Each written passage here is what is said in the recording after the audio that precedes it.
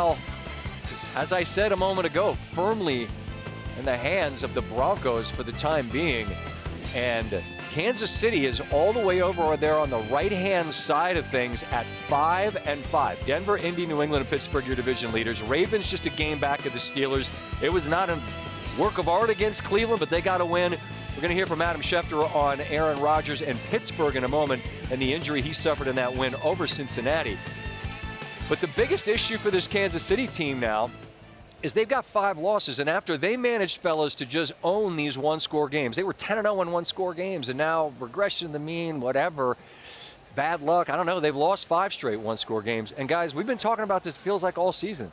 Yeah. Swag, they're going to have to live with these 5 losses. You're not going to be able to outrun them. Is this a playoff team? History tells me yes. What do your eyes tell you right now? No, not even close. A lot of flaws on this football team. And I think the unit defensively that carried them a lot during their run, especially when you got to the playoffs as far as execution and playmaking, is just not showing up in critical moments of the game. And we know when you get to the playoffs, obviously you got to get there, that's usually the game.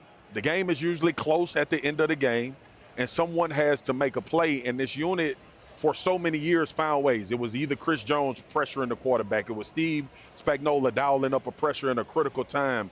But, J.K., it just doesn't seem like they are able to make the play, right? That's what Kansas City became synonymous with. The 3rd and 15 scramble with Pat Mahomes get hits laid out of bounds, or the Chris Jones sack late in the San Francisco game, the batted ball in the Super Bowl, all of those things. And look, football is like that. Yeah. Sometimes it doesn't go your way, and it doesn't happen for you. So you see it on film, like it. We talk about these games like they getting blasted. No, that's the issue. But that's what I'm saying, Scott. So you are that's the margin. Right. And winning is a skill, right? Every time you do it, you're honing that skill. Yes. And you're seeing 2 polar opposites now, where the Chiefs are losing all these close games. The Broncos, Bo Nix is becoming a different quarterback when the game's on the line, and their team is finding a way to get it done. Now, the Chiefs I still think they're going to be a playoff team. They have so much stockpile of this skill being developed for the big-time players that I think that they will get it done down the stretch here. But every time you lose, it's like, to Nick Saban's credit, it's like poison, right? Every single time, it's like, man, you feel all of a sudden that inevitability, and you're trying to fight. You see their leaders, you see Travis, you saw the emotion earlier in the season where these guys, they know this isn't acceptable. They can't live with this. It's not just that they're losing close games, it's who they're losing to. Bills, Chargers, Jags, those are all people that are in their path. So they're going to have the upper hand if it comes down to a head-to-head. I'm interested, Ryan, in what you believe about this Chiefs team. What I believe about this Chiefs team is that they're an average football team, not only in their record, but the team I see playing on the field. And all the historic stockpile of the tradition of winning, of the habit of winning, that's not the 2025 Kansas City Chiefs. Right. The 2025 Kansas City Chiefs aren't a team I still believe in that moment. I believe in certain individuals. I believe in Patrick Mahomes. I believe in Travis Kelce. I trust Steve Spagnuolo. But let's think about yesterday. It's 13-13 going into the 4th quarter.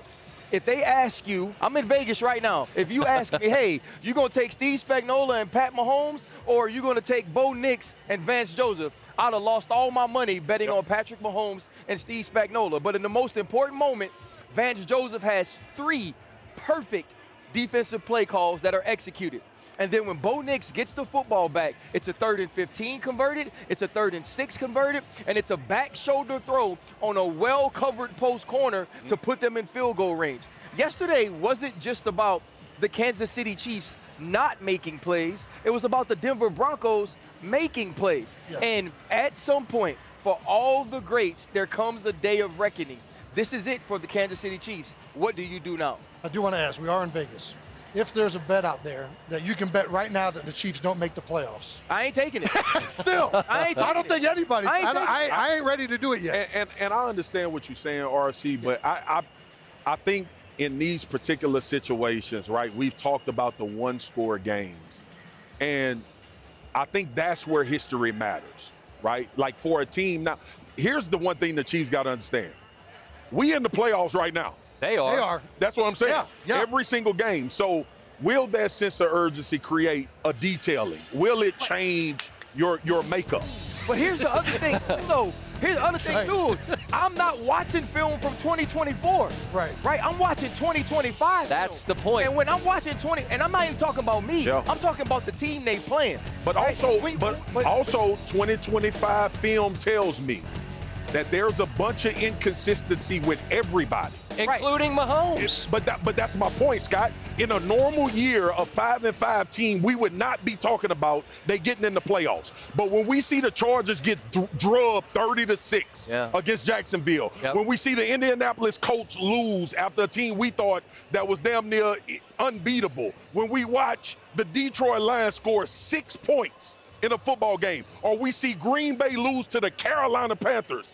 This is not which is great for us. It's not a normal season. It would not shock me if the Chiefs ran off 5 in a row. Nobody would sit here and be like, oh, we didn't see that coming. Yeah. And that's because of the rest of the field, not because the Chiefs' deficiency. And I think I probably always look at the Chiefs through rose-colored glasses for obvious reasons. But listen, they've also been through incredible adversity up to this point. They've been missing star players. They just got to get back Rashee Rice. Isaiah Pacheco's out. The left tackle was missing from the building for 3 or 4 weeks. So I feel like some consistency and these guys really getting to work and going on a run. Over there with you. I want to come over there with you. I ain't ready yet. You guys all make great points, though, that you like the past performances are not a deposit in the bank you draw down against. They're 5-5, and they didn't make plays, and Denver did, which is why Denver leads the division. Kansas City's got the Colts, and then Dallas 4 days later on Thanksgiving. But this Philadelphia Eagle team that are the reigning champions that is facing such a loaded schedule, they are 8-2, and by virtue of their win earlier in the season over the Rams, who are also 8-2, they are in pole position for the 1 seed. Lions now fall out of the grid for the moment, but clearly they're a team who will be heard from down the line. All right, Swag, I want to start with you on this Lions-Eagles game. It was my contention that the 4 teams we saw play yesterday are the class of the NFC, Detroit and Philly, Seattle and LA, which we'll get to in a moment. I'm really out on a limb here. But in terms of Philly's offense, people are going to talk about it, all this scrutiny, this, that, and the other thing. This defense is not talked about, in my estimation, nearly enough, and they could carry them, and they did last night. How good is that unit for Philly? Phenomenal. And the difference that Nakobe Dean makes for this team being back has been absolutely amazing. RC has marveled with Cooper DeJean's play. But I'm going into the interior, brother. Yeah, baby. Because I'm a firm believer, like, if you're a legitimate Super Bowl contender and a legitimate chance to win championships, you have to be able to rush the passer with 4 people. Because this game is so good. These quarterbacks are so good pushing the ball down the field that when you don't have to add added rushers, it gives you such an advantage. And the difference with Philly than anybody else right now is that I think they are the most complementary defensive line in the NFL as well. And what I mean is, this for our old football aficionados. Yeah. Pat Williams and Kevin Williams were 2 D tackles with the Minnesota Vikings. And Pat was kind of that clogger in the middle, big-time run guy, and Kevin would just be able to freely flow and get after the quarterback.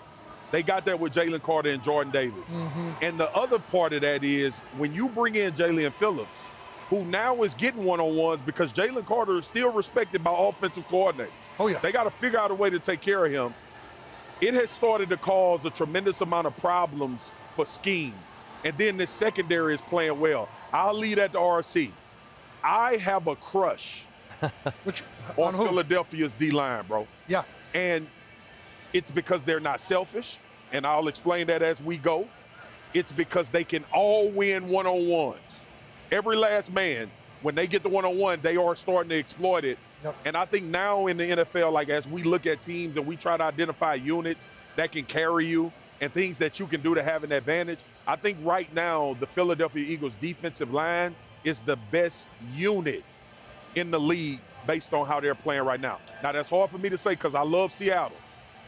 But I think Philly right now is the most connected and most disruptive unit when it comes to run and pass. They hold Green Bay to 10, they hold Detroit to 6, and they get those wins. They're great in all 3 levels. Yeah. The D-line is fantastic. The linebackers, Nakobe Dean, Zach Bond, and Campbell. Yep. All of them are players that can blitz well. They can get back in coverage. They're aggressive in the run.